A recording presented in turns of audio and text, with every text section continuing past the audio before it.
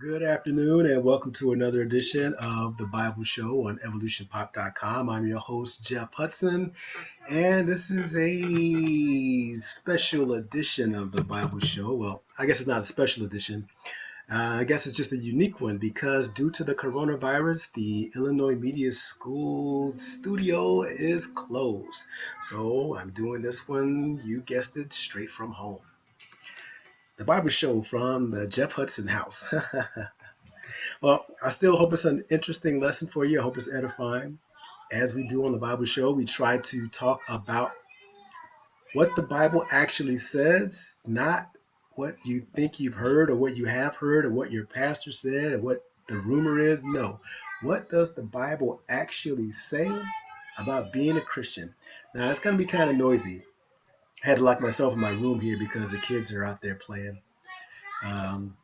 So I'll just let them go ahead. Maybe I can edit out the noise later on. If not, so be it. We'll still get through this Bible lesson, okay?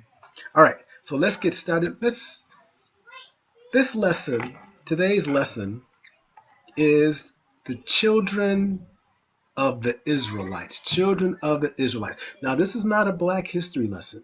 I thought about that, but no, I want to talk about the children of the Israelites, or some of the heroic Israelites or the prophets. What did their children turn out like? How did their children turn out? Well, let's find out. And let's start this out in 1 Corinthians. 1 Corinthians chapter 10. And we're going to pick it up at verse 1. 1 Corinthians chapter 10, verses 1 through 14.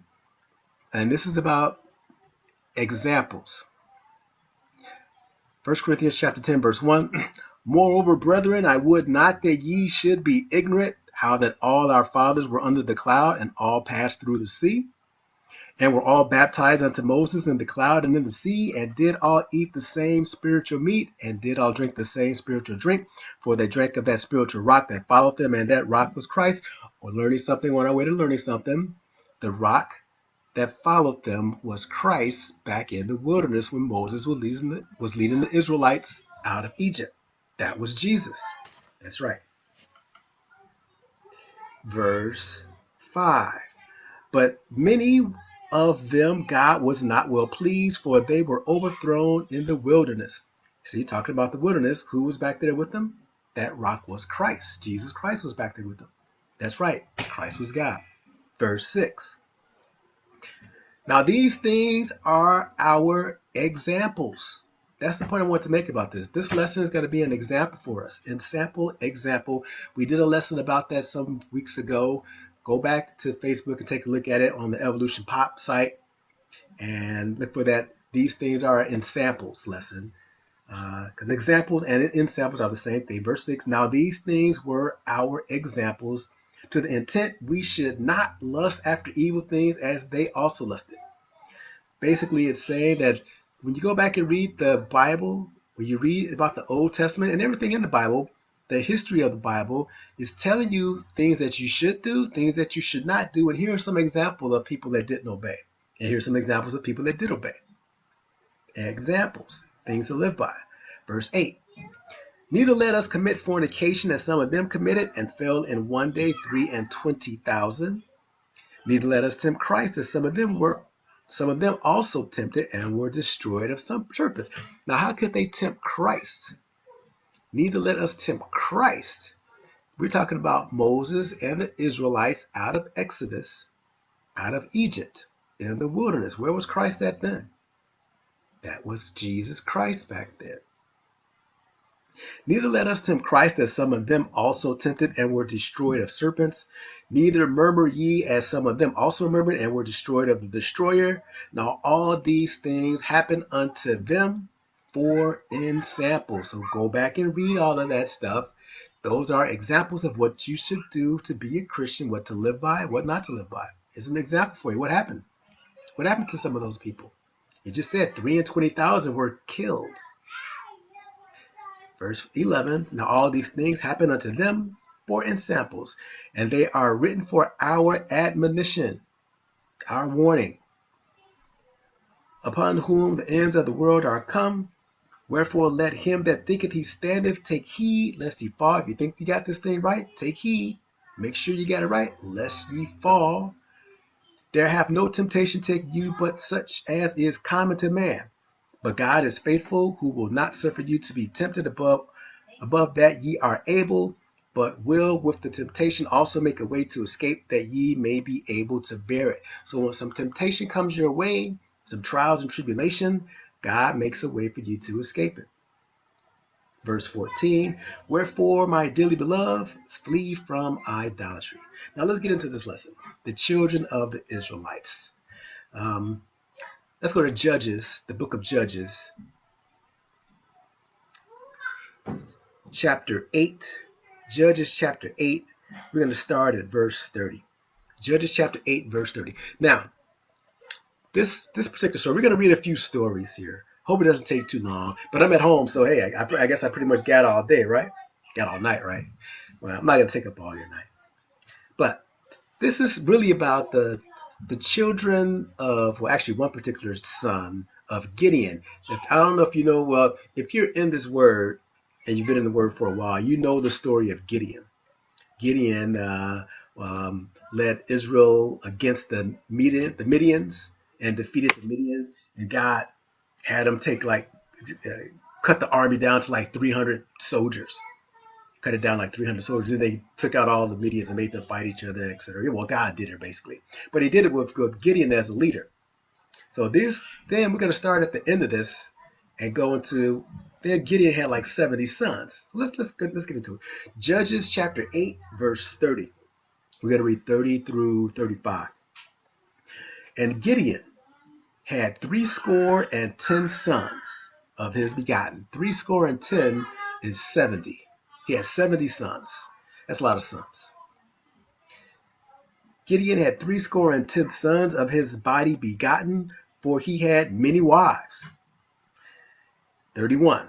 And his concubine, now this was not one of his wives, his concubine that was in Shechem, she also bare him a son. So this is 71 sons, whose name he called Abimelech. 32. And Gideon, the son of Joash, died in a good old age and was buried in the sepulchre of Joash, his father, in Ophrah of the Abiezrites. 33. And it came to pass, as soon as Gideon was dead, that the children of Israel, turned again and went a-whoring after Baalim. It's like a fake pagan god. And made Baal-berith their god. See, they forgot about what God did while Gideon was the leader of them, which was just a trend with Israel. God does all this stuff for them. Whoever God appoints as their judge or a leader or the prophet, that person dies, and the children of Israel forget about it and start worshiping false gods, idolatry, paganism, etc. And then God punishes them again. Let's keep going. 33. And it came to pass, as soon as Gideon was dead, that the children of Israel turned again and went a-whoring after Baalim, and made Baal-berith their god. And the children of Israel remembered not the Lord their God. See, they forgot who God was that helped them defeat the Midians, who had delivered them out of the hands of all their enemies on every side. Neither showed they kindness to the house of Jerubbaal. Now, Jerubbaal is the same. That's Gideon. He's got two names, Jerubbaal and Gideon. Just like Simon Peter. He had Simon Peter. He was also called Niger at one point. He was also called Cephas. That's all Peter, though, right? So Gideon and Jerubbaal are the same person. That's just he had two different names. So 35. Neither showed they kindness to the house of Jerubbaal, namely Gideon, according to all the goodness which he had showed unto Israel. So Gideon dies after being their hero, becoming their king. He dies. They forget about him. They forget about God. They stop treating his house. They forgot about his house, and he just forgot. Now let's go into Judges chapter 9 and pick it up at verse 1. Judges 9, verse 1. We're going to start reading about some of his sons now, Gideon's sons. Now remember, he had a son by the concubine, Abimelech, right? Judges chapter 9, verse 1. And Abimelech, the son of Jerubbaal, which is Gideon, went to Shechem unto his mother's brethren, and communed with them, and with all the family of the house of his mother's father, saying, Speak, I pray you, in the ears of all the men of Shechem, whether it is better for you either that all the sons of Jerubbaal, which are 70 persons, 70, reign over you, or that one reign over you. Remember also that I am your bone and your flesh. Now Abimelech was the son of Jerubbaal, or Gideon, by a concubine, not by one of the wives. So his mother was out of Shechem. So the people of Shechem are his brethren on his mother's side, basically, from the same town. So maybe his other brothers, his 70 other brothers, pushed him to the side and say, you're not one of us. You're from that concubine woman. Who knows? Anyway, he right here says, look, do you want those 70 sons of Jerubbaal or Gideon to rule over you? Or do you want me, the one son, which is from your same town, to rule over you? Verse 3. And his mother's brethren, the people of Shechem, spake of him in the ears of all the men of Shechem all these words. And their hearts inclined to follow Abimelech, for they said, He is our brother. So he won him over. And they gave him 70 pieces of silver out of the house of Baal Berith, the fake god, wherewith Abimelech hired vain and light persons which followed him. So he's got some misfit mercenaries, right? Verse 5. And he went unto his father's house at Ophrah, and slew his brethren, the sons of Jerubbaal, being 70 persons. So he killed all the rest of his brothers. Gideon. Gideon's one son from the concubine killed all the rest of the sons, except one. Verse 5. Abimelech. And he went unto his father's house at Ophrah, and slew his brethren, the sons of Jerubbaal, being 70 persons, upon one stone. So it's like, all right, next, on the stone, you're dead. Next, on the stone, you're dead. Ain't that something? These are your brothers. Upon one stone, notwithstanding yet Jotham, the youngest son of Jerubbaal, was left, for he hid himself. So one last son got away. And all the men of Shechem gathered together, and all the house of Milo, and went and made Abimelech king by the plain of the pillar that was in Shechem. So all the men of Shechem said, okay, Abimelech's our king. We're not going to worry about the other sons. They're all dead. The one son, Jotham, who knows where he is? He got away. He ain't coming back. He can't win, right? Verse 6. Now these are all Israelites. These are all like Israelites. Verse 6. And all the men of Shechem gathered together, and all the house of Milo, and went and made Abimelech king by the plain of the pillar that was in Shechem. And when they told it to Jotham, he went and stood in the top of Mount Gerizim, and lifted up his voice, and cried, and said unto them, Hearken unto me, ye men of Shechem, that God may hearken unto you. So Jotham got away, but he came back and gave him this message. Here's his message, verse 8. The trees went forth on a time to anoint a king over them. And they said unto the olive tree, Reign thou over us. But the olive tree said unto them, Should I leave my fatness wherewith by they honor God and man, and go to be promoted over the trees?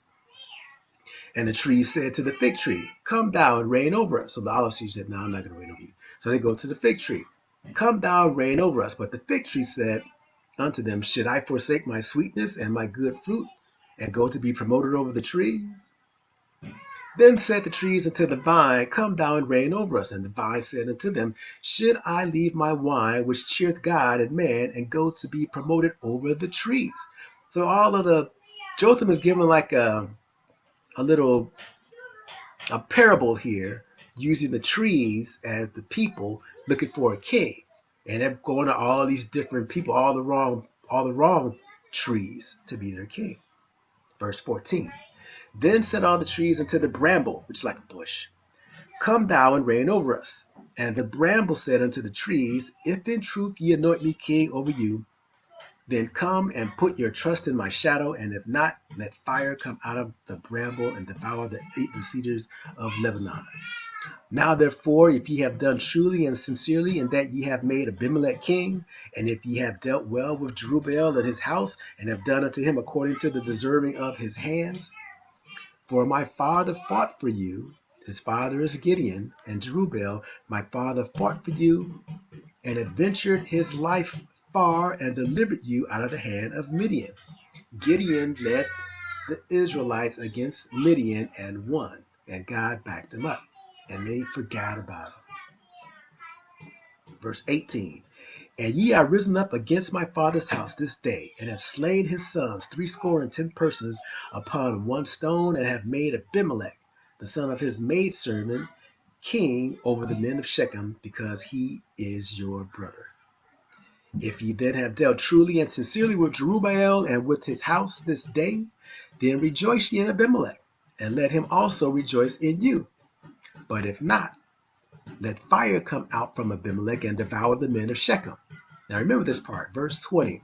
But if not, if ye have not, men of Shechem, dealt correctly with the house of Gideon, let fire come out from Abimelech and devour the men of Shechem and the house of Milo, and let fire come out from the men of Shechem and from the house of Milo and devour Abimelech. So everybody turn against each other. If you did something that's wrong, let everybody turn against each other. All the guilty people go against each other. 21. And Jotham ran away and fled and went to Beer and dwelt there for fear of Abimelech his brother. When Abimelech had reigned 3 years over Israel, so Jotham went away. Abimelech he's king now. He reigned 3 years over Israel. When Abimelech had reigned 3 years over Israel, then God sent an evil spirit between Abimelech and the men of Shechem. Now, who sent the evil spirit? God sent the evil spirit. Remember Jotham's parable there.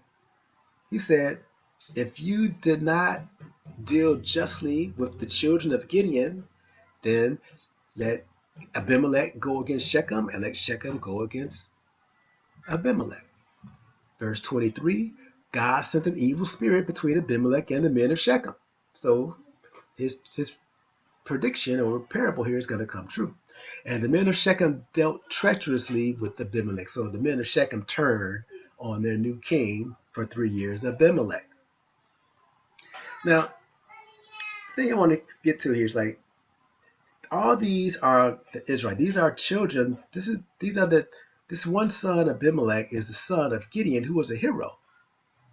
There's some other people who had sons, other heroes in the Bible. I guess you could call them heroes, men of God in the Bible, whose sons also, fell short. Let's put it that way. You got like David. He had a son, Absalom. He turned against David. He killed his brother. He had another brother. What's his name? Adonijah? I can't remember his name. I gotta go back and read it. But he raped his sister.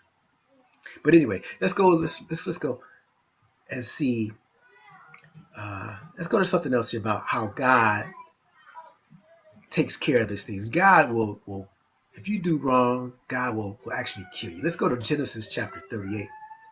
Genesis chapter 38. We'll get back to the story of Abimelech because it's not over yet. We're just starting right there where they turn against each other. But let's go first to Genesis chapter 38. And we're going to read verses 1 through 7. I just want to show here that God is the person that's running all the stuff. Now, God will let you do your dirt. After that, he'll pay you back for your mischief. Remember Cain and Abel? The story of Cain and Abel. What did Abel do? Abel didn't do anything and he got killed. What did God do? God didn't do anything. God let it happen. God let Cain kill Abel. And then later down the road, Cain paid for it. And then when Jesus returns for the second coming, who's going to get thrown into the lake of fire? Something to think about. Genesis chapter 38, we're going to read verses 1 through 7, just to make a point of God will do you in. Come in. All right, never mind. Genesis 38, verse 1, and it came to pass at that time that Judah, this is Judah, of the fourth son of Jacob, whose name was changed to Israel. There, that Judah, the first Judah. You got Reuben, Simeon, Levi, Judah, then all the rest of the sons of Jacob. And it came to pass at that time that Judah went down from his brethren and turned into a certain Adullamite whose name was Hira. Verse 2. And Judah saw there a daughter of a certain Canaanite whose name was Shua. And he took her and went in unto her. And she conceived and bare a son, and he called his name So Judah's first son, from a Canaanite woman, he had a son, he called his name E-R. And she conceived again and bare a son, and she called his name Onan. And she yet again conceived and bare a son, and called his name Shelah. And he was at Chezib when she bare him. Verse 6. And Judah took a wife for his firstborn, whose name was Tamar. And Judah's firstborn, was wicked in the sight of the Lord, and the Lord slew him. Now who killed him? God killed Judah's firstborn son. This is Judah, of the tribe of Judah, the first Judah, the fourth son of Jacob, whose name was changed to Israel, who is the lineage of Jesus Christ. And God killed his firstborn son because he was wicked. So is God a respecter of persons? No. Doesn't matter who you are. You be son of Judah. If you're wicked, you got to answer to God. Everyone's got to answer to God. I just want to make that point. So it doesn't matter who you are. We're talking about Judah, the tribe of Judah, the leader of the Israelites. Well, not really the leader of the Israelites. Well, where the kings come from, the king lineage is the tribe of Judah. And here his firstborn son is killed by God. Let's go to Leviticus chapter 10. Leviticus chapter 10. We'll get back to Abimelech. Leviticus chapter 10. We'll pick it up at verse 1. We're going to read verses 1 through 11. Leviticus chapter 10, verse 1. And Nadab and Abihu, the sons of Aaron. You know who Aaron is, right? Moses' brother, who was with Moses every step of the way when they were trying to get the Israelites freed from Pharaoh in Egypt. Aaron.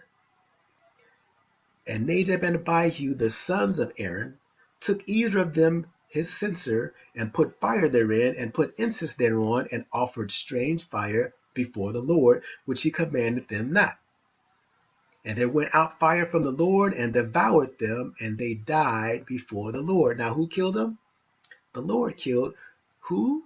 He killed Aaron's two first sons, Nadab and Abihu. So is God a respecter of persons? No. This is Aaron, who was with Moses, that was with them through the wilderness, through the parting of the Red Sea, all the plagues of Egypt, was the spokesman for Moses. Go back and read it. You know, you watch the movie and you got Moses doing all the talking, but no, Aaron was the spokesman. Aaron was like the mouth for Moses. Go back and read the book of Exodus. And God killed his first two sons because they were wicked, or they did something. They put the strange fire out there. Just letting you know. Let's keep going. Verse 3.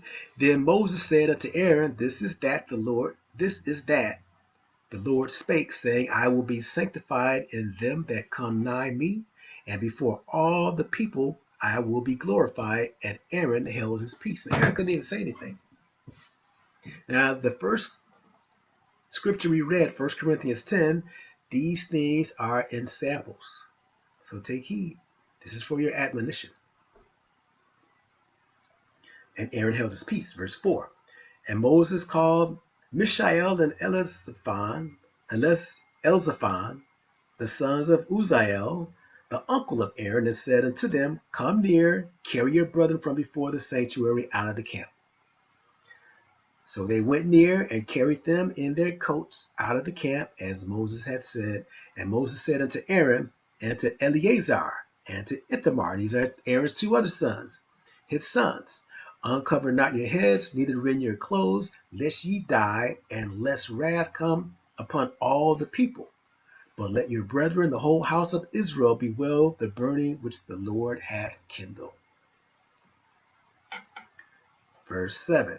And ye shall not go out from the door of the tabernacle of the congregation, lest ye die. For the anointing oil of the Lord is upon you.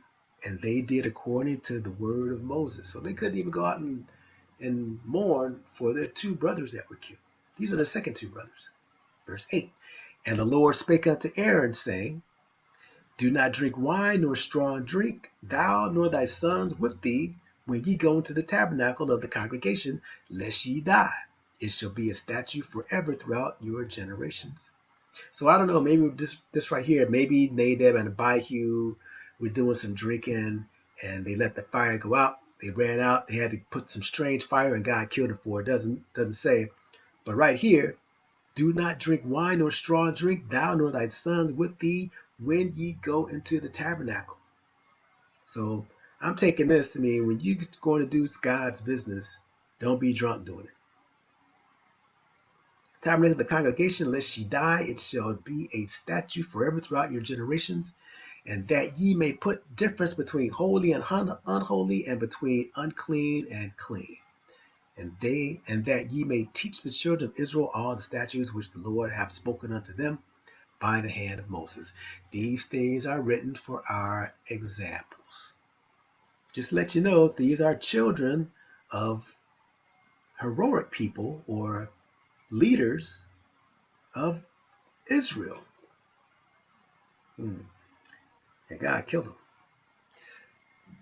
Let's go back to Judges. Let's finish this Abimelech story. Judges, back to chapter 9. Judges chapter 9, verse 23.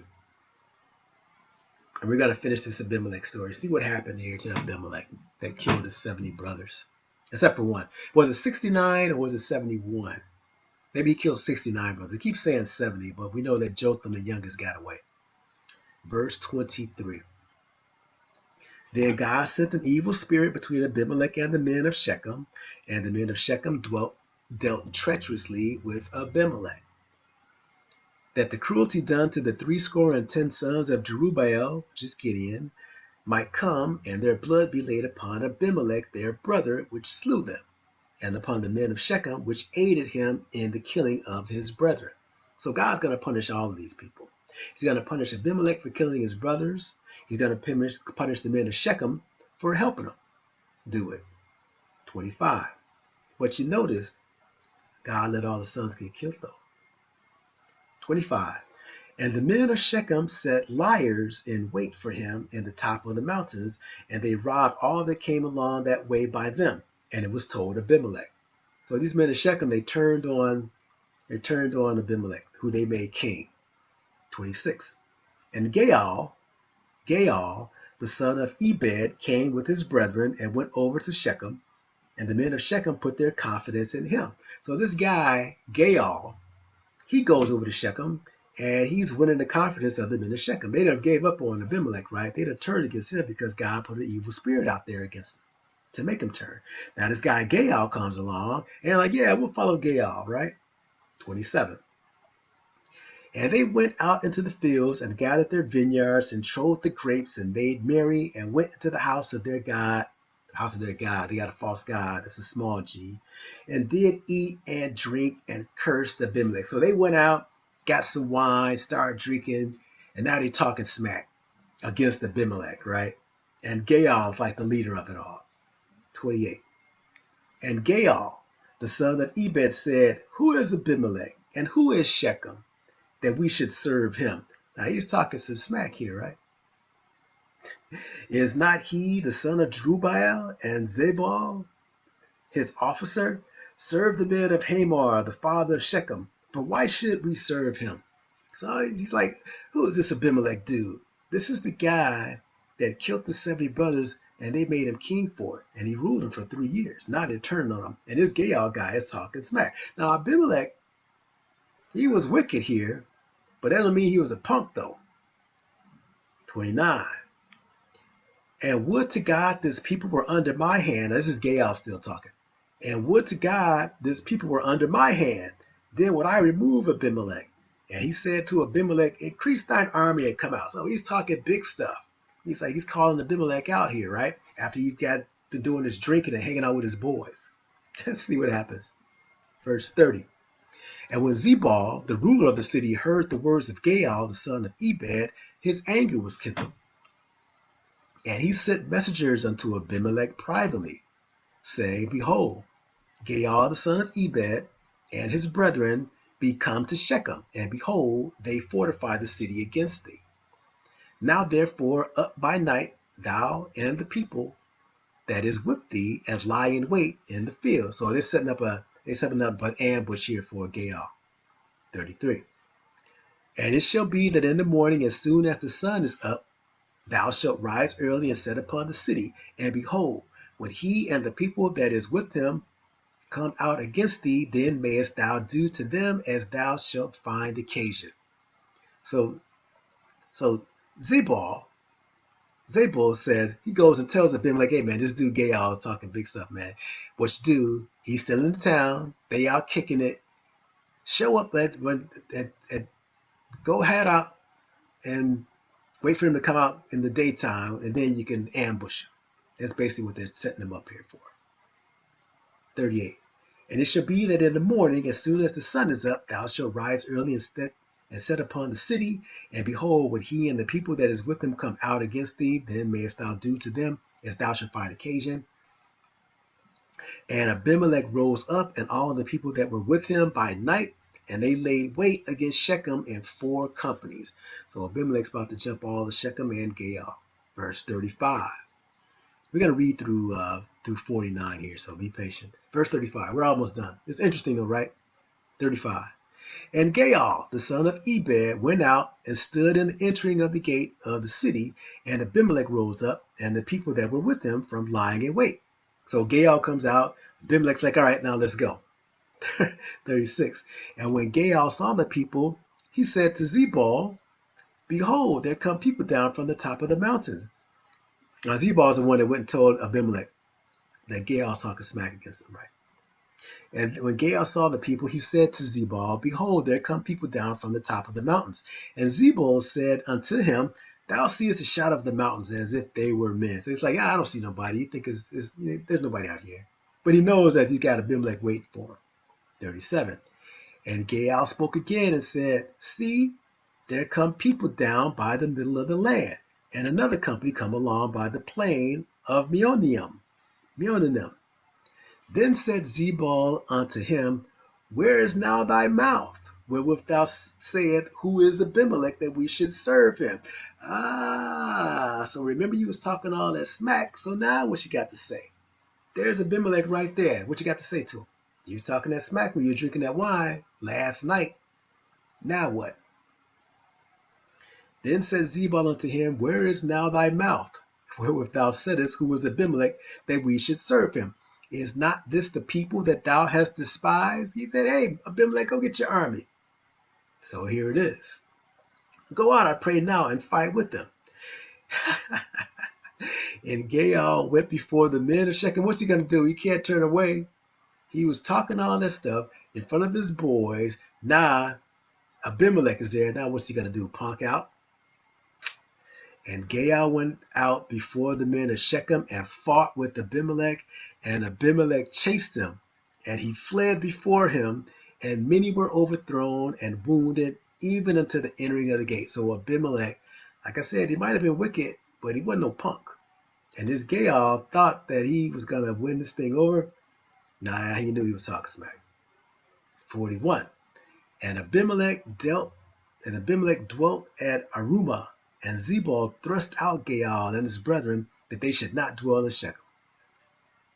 And it came to pass on the morrow that the people went out into the field, and they told Abimelech. 43. And he took the people and divided them into 3 companies, and laid wait in the field, and looked, and behold, the people were come forth out of the city, and he rose up against them and smote them. So Abimelech is just like killing all the people of Shechem now. 44. And Abimelech and his company that was with him rushed forward and stood in the entering of the gate of the city, and the 2 other companies ran upon all the people that were in the fields and slew them.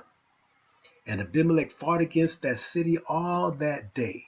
And he took the city and slew the people that was therein, and beat down the city and sold it with salt.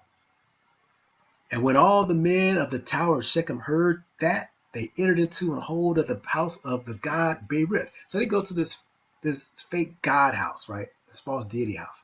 47. And it was told Abimelech that all the men of the tower of Shechem were gathered together. And Abimelech got him up to Mount Zalmon, he and all the people that were with him. And Abimelech took an axe in his hand and cut down a bowl from the trees and took it and laid it on his shoulder and said unto the people that were with him, what ye have seen me do, make haste and do as I have done. So he told all the people, go cut down a branch and follow me. 49. And all the people likewise cut down every man his bow and followed Abimelech and put them to the hold and set the hold on fire upon them. So everybody that was in the tower, they put the branches down there and set it on fire. And set the hold on fire upon them, so that all the men of the tower of Shechem died, also about 1,000 men and women. So he killed another 1,000 men and women of the people of Shechem. These made him king. God put an evil spirit between them. Now they're at war with each other. Just going to show you. And he killed like 1,000 men and women, plus everybody else. And Gael was talking all this mess. Verse 50. We're going to keep going. Let's just go through 57, then that'll be the end of it, right? Then went Abimelech to Thebez and encamped against Thebez and took it. He goes to another city. And there was a strong tower within the city, and thither fled all the men and women, and all they of the city, and shut it to them, and got them up to the top of the tower. So they're back in another tower again. What's he going to do?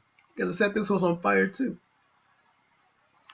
And Abimelech came into the tower and fought against it, and went hard unto the door of the tower to burn it with fire. So you got the same game plan. 53. And a certain woman cast a piece of a millstone upon Abimelech's head, and all to break his skull. So everyone's in the tower. Abimelech's trying to burn the tower. A woman throws a piece of a millstone out. Boom, hits Abimelech in the head, breaks his skull, and he dies from that. 54. Then he called hastily unto the young man his armor bearer, and said unto him, draw thy sword and slay me, that men say not of me, a woman slew me. But he was going to die from his wound, so he just had his armor bearer kill him instead. A woman slew him, and his young man thrust him through, and he died. So Abimelech got killed. 55. And what the men of Israel saw that Abimelech was dead, they departed every man unto his place. Thus God rendered the wickedness of Abimelech, which he did unto his father, in slaying his 70 brethren. And all the evil of the men of Shechem did God render upon their heads, and upon them came the curse of Jotham, the son of Jerubbaal. So Jerubbal's parable, his curse against Shechem and Abimelech came to fruition, and Abimelech got paid back, and all the men of Shechem got paid back as well. Let's take a quick break, and then we'll read another story. I don't know if we should, maybe I cut it short, but no, we'll read at least one more. I got a few more here, but we'll read at least one more. Maybe we get through the whole thing. Like I said, I'm at home now, so got plenty of time, right? Until it's time to go to bed and get up and go to work in the morning. But take a time out. Stay tuned. We'll be back after this break. Welcome back to the Bible Show on evolutionpop.com. I'm your host, Jeff Hudson. The name of today's lesson, Children of the Israelites. No, this is not a Black history lesson. That's another way to go with it. But this is children of some of the heroes, or the main people, well, not main people, of the Israelites. How did their children turn out? Not all of them, but just some examples. These things are written for our example. We finished the story of Abimelech. We also read about Nadab and Abihu, Aaron's sons, who were killed by God. We read about Judah's firstborn son, who was killed by God. Now you know who Judah is. Judah is he's the first person of the tribe of Judah. That's who the actual name Jews comes from Judah. And his firstborn son was killed by God. God is no respecter of persons. These things are written for our example. Ensample, example. Same thing. Let's keep going. Let's go to 1 Samuel. 1 Samuel chapter 1. We're just going to read a couple of verses here. This is about before Samuel. This is about Eli, who was the priest who Samuel was actually taught by, well, raised by. Go back and read the book. Go back and read it. You'll see that Samuel's mother, Hannah, promised that she would give her son to God if she would have one. She had Samuel. So she gave him to Eli to raise, and Samuel became a very, very mighty prophet. And he's got 2 books written after him, the book of Samuel 1 and the book of Samuel 2. Let's read about Eli. You might not have heard of him so much. Samuel chapter 1, verse 1. I'm just going to read 1 and 3. The sons of Eli, the priest. Verse 1. Now there was a certain man of Ramathaim Zophim of Mount Ephraim. Ramathaim Zophim of Mount Ephraim, and his name was Elkanah, the son of Jeroham, the son of Elihu, the son of Tohu, the son of Zoph, an Ephrathite. Verse 2. Well, let's skip down to verse 3. And this man went up out of the city yearly to worship and to sacrifice unto the Lord of hosts in Shiloh. And the 2 sons of Eli, Hophni and Phinehas, the priests of the Lord, were there. So we started this out with Elkanah, who went up to Eli yearly to worship and to sacrifice. And Eli had 2 sons who were priests, Hophni and Phinehas, 2 sons of Eli. All right, let's go to Samuel chapter 2. Skip over to Samuel chapter 2. We're going to read verses 12 through 17, and then we're going to skip down to verse 22. Samuel chapter 2, verse 12. Now the sons of Eli were sons of Belial, which means they were wicked, sons of Belial. They knew not the Lord. They knew not the true and living God. Now, they're sons of Eli. Eli is the priest here, the main priest. He's got 2 sons who he made them priests, Hophni and Phinehas, and they didn't know the Lord. So how are they priests then? They're sons of Belial. How can this man Eli be a priest and his sons be priests as well, but not know the Lord? Children of the Israelites. Now the sons of Eli were sons of Belial. They knew not the Lord. And the priest's custom with the people was that when any man offered sacrifice, the priest's servant came while the flesh was in the seething with the flesh of 3 teeth in his hand, and he struck it into the pan or kettle or cauldron or pot. All that the flesh had brought up, the priest took for himself. So they did in Shiloh unto all the Israelites that came thither. Also before they burnt the fat, the priest's servant came and said to the man that sacrificed, give flesh to roast for the priest, for he will not have sodden flesh of thee, but raw. So in other words, Hophni and Phinehas were like, just give me that meat, man. They were just taking it. They weren't keeping the true ritual. They weren't keeping the correct custom. They were just going and saying, just give me that meat, man. Give me all I want. They were just taking it from the people. Verse 16. And if any man said unto him, let them not fail to burn the fat presently, and then take as much as thy soul desireth, then he would answer him, nay, but thou shalt give it me now, and if not, I will take it by force. So they're just ripping off the people here, these Hophni and Phinehas, sons of Eli, the priests. And they're priests that don't know the true Lord, and they just steal it from the people outright and say, just give me that meat or I'm taking it by force. Your choice. 17. Wherefore the sin of the young men was very great before the Lord, for men abhorred the offering of the Lord. So people, the Israelites hated going up to Eli because they had to deal with Hophni and Phinehas. They're like, these dudes, man, pain in the neck, sons of the priest. Let's get down to verse 22. Verse 22. I'm going to read 23 through 25.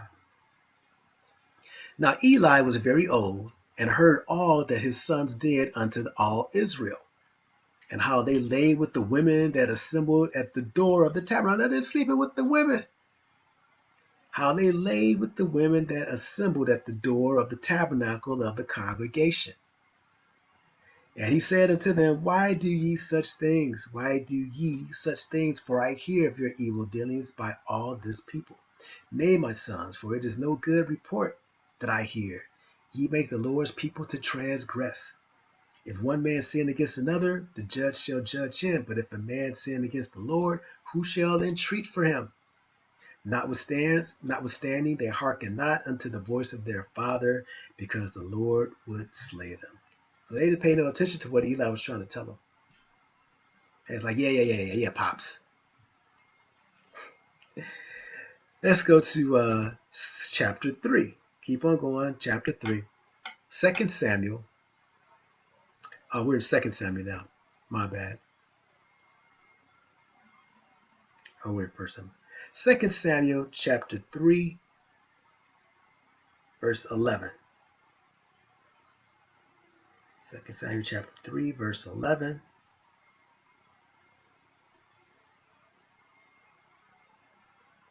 Oh, I'm sorry. It's not 2 Samuel. We're still in 1 Samuel. 1 Samuel. I got my notes wrong. 1 Samuel. All these were 1 Samuel, by the way. Not 2 Samuel. 1 Samuel chapter 3. And we'll pick it up at verse 11. 1 Samuel chapter 3, verse 11. And the Lord said to Samuel. Now this is the Samuel that Hannah gave to Eli. So Samuel, I guess he sees all this. He was there, right? Eli's raised him to be a priest as well. He became a mighty prophet before the Lord. But okay. And the Lord said to Samuel, Behold, I will do a thing in Israel, at which both the ears of everyone that heareth it shall tingle. Uh-oh. You don't want the Lord planning something wicked against you. Verse 12. In that day I will perform against Eli all things which I have spoken concerning his house. When I begin, I will also make an end. So it sounds like the Lord is fed up with Eli and his sons. For I have told him that I will judge his house forever for the iniquity which he knoweth, because his sons made themselves vile, and he restrained them not. So God's going to punish Eli for not keeping his sons in check, and he's going to punish the sons for being wicked and vile. Verse 14. And therefore I have sworn unto the house of Eli that the iniquity of Eli's house shall not be purged with sacrifice nor offering forever. Does not sound good. Let's go to 1 Samuel chapter 4. Skip on over to verse 4. We're going to pick it up at verse 1. We're going to read verse 1 and we're going to skip down to verse 10. Verse 1. And the word of Samuel came to all Israel. Now Israel went out against the Philistines to battle and pitched beside Ebenezer, and the Philistines pitched in Aphek. So Israel's going to go against the Philistines. They're about to have a fight, have a war against the Philistines. Let's get down to verse 10. Let's get down to verse 10. Verse 10. And the Philistines fought, and Israel was smitten. So the Philistines are winning this thing.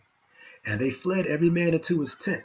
And there was a very great slaughter, for there fell of Israel 30,000 footmen. So the Philistines killed 30,000 Israelites. And the ark of God was taken, and the two sons of Eli, Hophni and Phinehas, were slain. So that's how they got killed. They got killed by the Philistines. Verse 12. And read through 18. And there ran a man of Benjamin out of the army and came to Shiloh the same day with his clothes rent and earth upon his head. So he's dirty with his clothes torn up. And when he came, lo, Eli sat upon the seat by the wayside watching, for his heart trembled for the ark of God. And when the man came into the city and told it, all the city cried out. So the Benjamite came back to Shiloh and told him everything that happened, how Israel was losing the war. They got 30,000 men killed. The ark got taken. And all the city was like, oh, contain. Verse 14. And when Eli heard the noise of the crying, he said, What meaneth the noise of this tumult? And the man came in hastily and told Eli. Now Eli was 98 years old, and his eyes were dim that he could not see. And the man said unto Eli, I am he that came out of the army, and I fled today out of the army. And he said, What is there done, my son? So Eli asked, What happened? What happened? 17. And the messenger answered and said, Israel is fled before the Philistines, and there hath been also a great slaughter among the people, and thy 2 sons also, Hophni and Phinehas, are dead, and the ark of God is taken. 18. And it came to pass, when he made mention of the ark of God, that Eli fell from off the seat backward by the side of the gate, and his neck brake, and he died. For he was an old man and heavy, and he had judged Israel 40 years. So after he was judging Israel for 40 years, Eli died after this, hearing that the ark got taken. So him and his 2 sons all killed the same day. God's no respect to persons, man. Let's keep going. Let's go to let's go to Proverbs here. Let's read some things about some children. About what you, as a parent, what you should do. Proverbs chapter 22. The book of Proverbs chapter 22. And we'll pick it up at verse 6. We're going to read 6 and 15. Proverbs chapter 22, verse 6. Train up a child in the way he should go, and when he is old, he will not depart from it. Train up a child in the way he should go, and when he is old, he will not depart from it. Let's go down to verse 15. Verse 15. Foolishness is bound in the heart of a child, but the rod of correction shall drive it far from him. So you can't be afraid to whip or spank your child to keep him in line. If you don't spank your child and raise him correctly now, then the police are going to do it later on. Now, who you want raising your child? Who you want disciplining them? You or the cops or somebody else? You get what I'm saying? Let's go to Proverbs chapter 23. Proverbs 23, verse 13. Proverbs chapter 23, verse 13.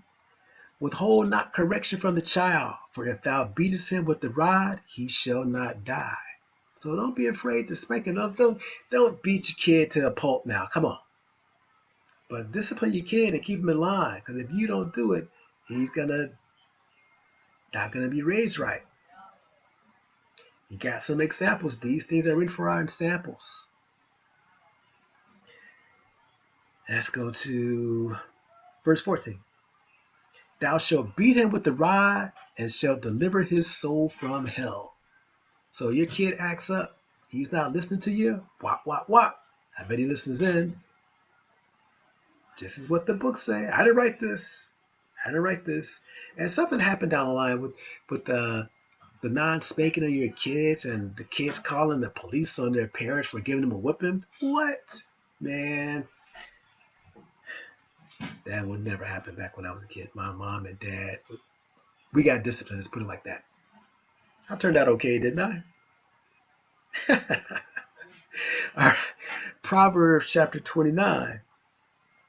Proverbs 29, one verse, verse 15. Proverbs 29, verse 15. The rod and reproof give wisdom, but a child left to himself bringeth his mother to shame. So you can't just let your child do whatever they want to do all the time and just give them whatever they want all the time. No, you got to say no. You got to discipline your son. You got to raise them with gravity. You got to raise them right. Come on now. It's okay to give them some stuff here and there, but this is talking about keep your child in check, raise them correctly. Don't be afraid to spank them. Discipline your children. If you don't, then the future is just going to be bad for business. We got a couple of more. Let's go to Deuteronomy chapter 5. Deuteronomy chapter 5. One verse, verse 16. Deuteronomy chapter 5, verse 16. Children, this is for you. Honor thy father and thy mother as the Lord thy God hath commanded thee, that thy days may be prolonged. Now, wait a minute. Honor your mother and your father that your days may be long. So if you don't honor your mother and your father, can your days be cut short? We just read how God has killed the children of some of the heroes or prophets of the Bible. Honor thy father and thy mother as the Lord thy God hath commanded thee, that thy days may be prolonged, and that it may go well with thee in the land which the Lord thy God giveth thee. One more scripture, Colossians, verse 3. The book of Colossians, chapter 3, verse 20. And read 20 and 21. And this will be it. Children, obey your parents in all things, for this is well pleasing unto the Lord. Fathers, provoke not your children to anger, lest they be discouraged. So, learn how to raise your kids correctly. Children, listen to your parents. They're not trying to do anything bad to you, in most cases. Nowadays, man, who knows what's going on, right? But still, read this book, get some instructions, follow it. Can't go wrong. I hope the show was edifying. I hope you enjoyed it. I hope we all learned something. Hope it was entertaining. Maybe next week. I'm not sure if the studio will be back open again. If not, then maybe I'll do it here again. Who knows, right? Anyway, I'm thinking about changing the date because got another assignment on Thursdays now. So I got too much stuff going on Thursdays. I got work, and then I got the Bible show, then I got the radio station. So I might need to split this show off onto like maybe next Tuesday instead of on a Thursday. We'll see. And plus we got this coronavirus going on, so who knows? I don't know what's going to be open, what's not going to be open. So we shall see. In any case, I do plan to continue doing the Bible show, whether it be from here, whether it be from there. And if not, you can always go to a Sabbath day class, look at it on YouTube, look at it on Facebook, get into your Bible, read it, understand it, be obedient to God, keep the faith of Jesus Christ. And until next week, may the Lord bless and keep you. In Jesus' name we pray, amen. Peace to you.